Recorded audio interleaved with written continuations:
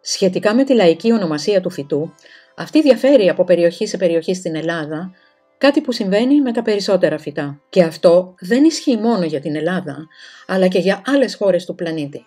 Έτσι λοιπόν, η βαλεριάνα η φαρμακευτική είναι γνωστή και ως νάρδος, μυριστική, ασπρόφυλλος, αλιαρόφυλλος, κέντρανθος, αλενέα, βυρτισκία, διοσκουρίδιος, ανάλατος, μοσχολιός, σιφθόρπιος, ερπίνη, μακροσύφων, αγριοζαμπούκος και κέντρανθος. Το όνομα βαλεριάνα προήλθε από τη λατινική λέξη valere, που σημαίνει υγεία ή δύναμη και αναφέρεται στη θεραπευτική χρήση του φυτού, αν και υποστηρίζεται ότι μπορεί να αναφέρεται και στη δυνατή του οσμή.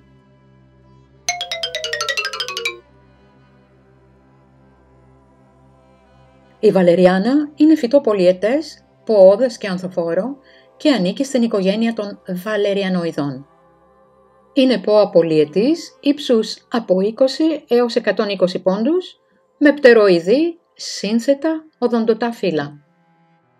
Τα άνθη είναι μικρά, ρόδινα ή λευκά, ανάλογα από την ποικιλία και σε ταξιανθίες.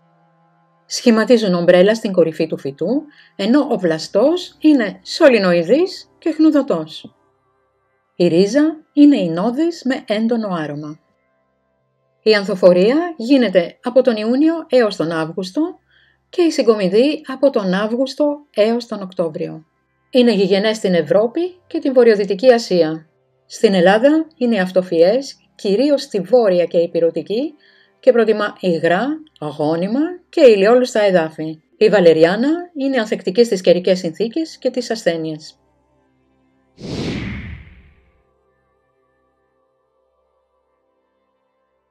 Η βαλεριάνα χρησιμοποιείται ως φαρμακευτικό βότανο τουλάχιστον από την εποχή της αρχαίας Ελλάδας και της Ρώμης. Ο Ιπποκράτης περιέγραψε τις ιδιότητές του και ο Γαληνός αργότερα το συνέταξε ως φάρμακο για την αϊπνία. Στη μεσαιωνική Σουηδία, μερικές φορές το τοποθετούσαν στα ρούχα του γαμπρού για να διώξουν το φθόνο των ξωτικών. Τον 16ο αιώνα, ο αναβαπτιστής μεταρρυθμιστής Pilgram Marpeck συνταγογραφούσε το τσάι βαλεριάνα για μια άρρωστη γυναίκα. Στο Hairball του John Gerard, που δημοσιεύτηκε για πρώτη φορά το 1597, αναφέρεται ότι οι σύγχρονοι του βρήκαν την βαλεριάνα εξαιρετική για όσους βαρύνονται και για αυτούς που ταλαιπωρούνται με κρούπα και άλλους παρόμοιους σπασμούς, καθώς και για εκείνους που έχουν μελανιάσει από πτώσεις. Λέει ότι η αποξηραμένη ρίζα εκτιμήθηκε ως φάρμακο από τους φτωχούς στη Βόρεια Αγγλία και τη Νότια Σκωτία, έτσι ώστε κανένα ζωμός ή σούπα ή κρεατικό δεν αξίζει τίποτα χωρίς τη βαλεριάνα. Τον 17ο αιώνα, ο αστρολόγος, βοτανολόγος και γιατρός Νίκολας Κάλπεπερ πίστευε ότι η βαλεριάνα βρισκόταν κάτω από την επιρροή του πλανήτη Ερμή και ως εκ τούτου είχε την ικανότητα να θερμαίνει.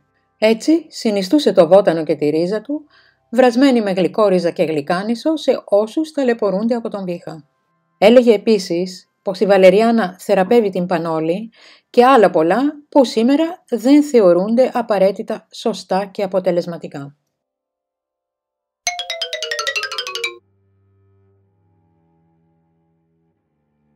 Οι δραστικές ουσίες του φυτού είναι αιθέριο έλαιο, μονοτερπένια, μονοτερπενικοί εστέρες, σεσκιτερπένια, βαλερίνη, τανίνες, αλκαλοειδή, άμυλο, σάκχαρα, ρητίνες. Τα μέρη του φυτού με δραστικές ουσίες είναι το ρίζωμα και οι ρίζες.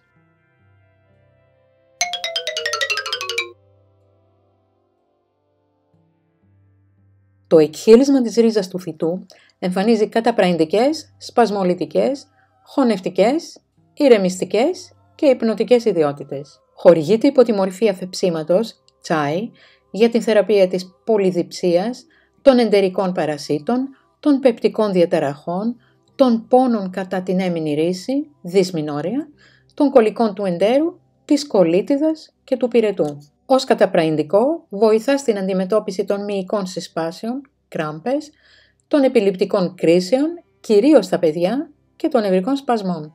Το αφέψιμα τσάι της ρίζας του φυτού χρησιμοποιείται κυρίως κατά του άγχους, της έντασης, της ιστερίας, της αϊπνίας, της υπερδιέγερσης και των ημικρανιών. Λειτουργεί ως παυσίπονο σε πόνους που συνδέονται με την νευρική υπερένταση και την ημικρανία, ενώ στα ζώα προκαλεί εφορία παρόμοια με εκείνη των ναρκωτικών.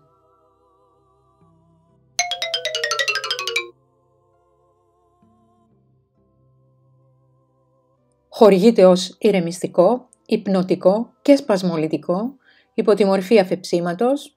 Τσάι, 1 έως 2 γραμμάρια ξηρού βοτάνου βράζουν σε 1 φλιτζάνι νερό, 1 φλιτζάνι μισή ώρα προκατακλήσεως και υπό τη μορφή βάματος, αποξηραμένη ρίζα σε αιθιλική αλκοόλ 70%, 1 ml ίσον περίπου 20 σταγόνες την ημέρα.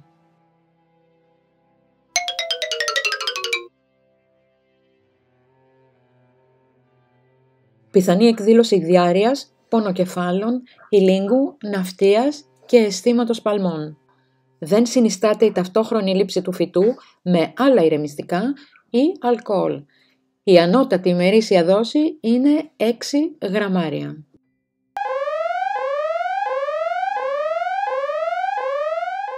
Δεν συνιστάται η χρήση παρασκευασμάτων βοτάνων χωρίς την ενημέρωση του θεράποντα γιατρού ή φαρμακοποιού.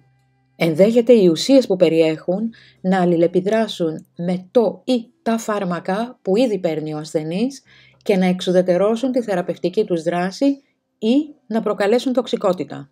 Μπορεί επίσης να επιβαρύνουν περαιτέρω εξασθενημένες ζωτικές λειτουργίες με κίνδυνο για την υγεία και τη ζωή του ασθενούς. Αν θέλετε να δείτε κι άλλα κόλπα και χρήσιμες πληροφορίες σε διάφορα θέματα, επισκεφτείτε τον ιστότοπό μας που είναι το Mea Culpa.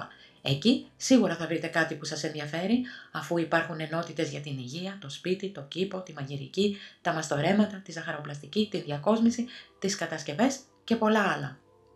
Τελειώνοντας, αφού σας ευχαριστήσω που είδατε αυτό το βίντεο, να σας θυμίσω να κάνετε εγγραφή όσοι δεν το έχετε ήδη κάνει και να κάνετε κλικ στο καμπανάκι που βρίσκεται κάτω ακριβώς από αυτό το βίντεο για να λαβαίνετε άμεσα κάθε καινούριο βίντεο.